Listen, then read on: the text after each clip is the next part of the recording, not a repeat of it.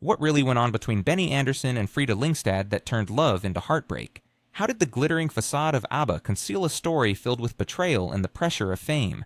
And what can we learn from the emotional turmoil and resilience of Frida, the woman behind the unforgettable ballads? In the meantime, please subscribe to my channel TV Stars. Give it a like and leave a comment of at least 7 words, and if you feel like it, share this video with others. It will really help my channel. Thank you, and let's keep going. For decades, Abba has represented more than just catchy tunes and vibrant costumes. They symbolized an ideal blend of love, talent, and unity. Yet, beneath the glamorous exterior, emotional rifts had long been forming. Recently, Benny Andersson opened up about the true reasons behind the breakup of this iconic group, revealing a narrative steeped in heartbreak, betrayal, the weight of celebrity, and personal evolution. At the heart of Abba's saga lies the profound love story between Benny Andersson and Frida Lyngstad. Their relationship shaped the early trajectory of the band, creating a romantic narrative that echoed through the heartfelt lyrics adored by fans worldwide. Benny, already an acclaimed musician in the Swedish band the Stars, often referred to as the Swedish Beatles, met Frida, a budding folk singer, at a music event in 1969. An instant connection sparked between them, becoming even stronger after Abba's formation in 1972. Frida brought her deeply emotional vocals to the group, while Benny contributed his relentless pursuit of perfection. However, behind the scenes, tensions were mounting. Frida reveled in the limelight, eagerly attending events and mingling with fans, while Benny yearned for solitude and privacy. By the late 1970s, as Abba's fame reached its zenith, the strain between them intensified. Friends observed increasing arguments and a noticeable reduction in their closeness during the band's tours in 1977. By 1979, Benny had grown closer to Swedish television presenter Mona Nerklit, signaling the beginning of the end of his relationship with Frida. In early 1981, Benny confessed to Frida that he had fallen for someone else. This revelation shattered her, marking the conclusion of both their romantic and professional partnership.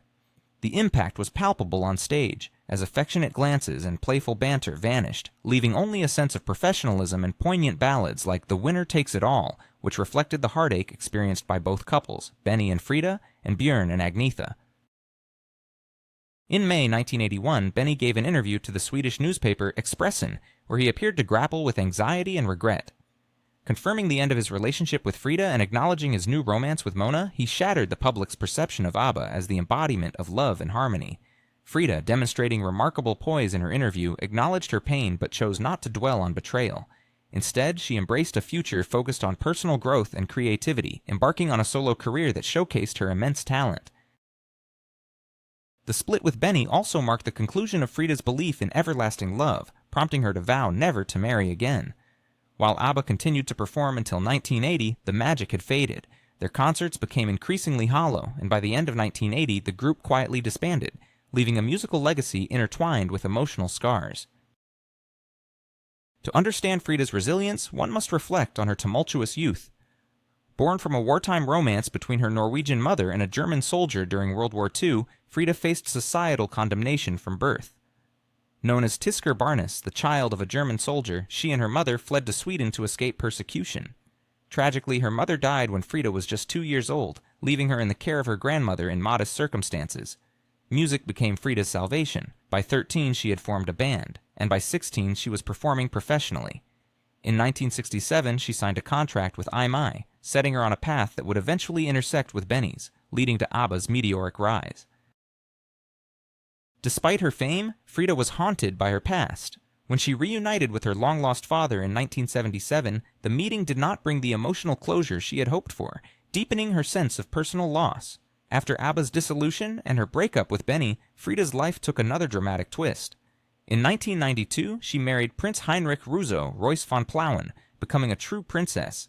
Swedish media dubbed her Princess Annie Frid, transforming her from a pop superstar into a figure of European aristocracy. However, the royal lifestyle, filled with protocols and rigid expectations, stifled her free spirit. The dazzling jumpsuits of Abba were replaced with tiaras and evening gowns, yet Frida often felt constrained.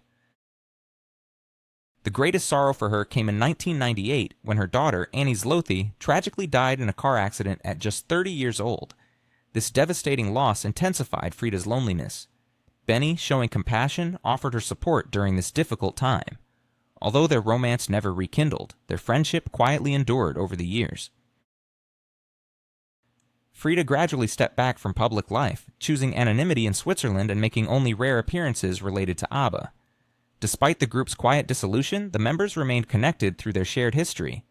Benny and Björn continued their musical collaboration, creating hit musicals like Chess and Mamma Mia. Benny and Frida occasionally crossed paths at various events, such as the premiere of Mamma Mia in 1999, where their interactions were friendly yet restrained.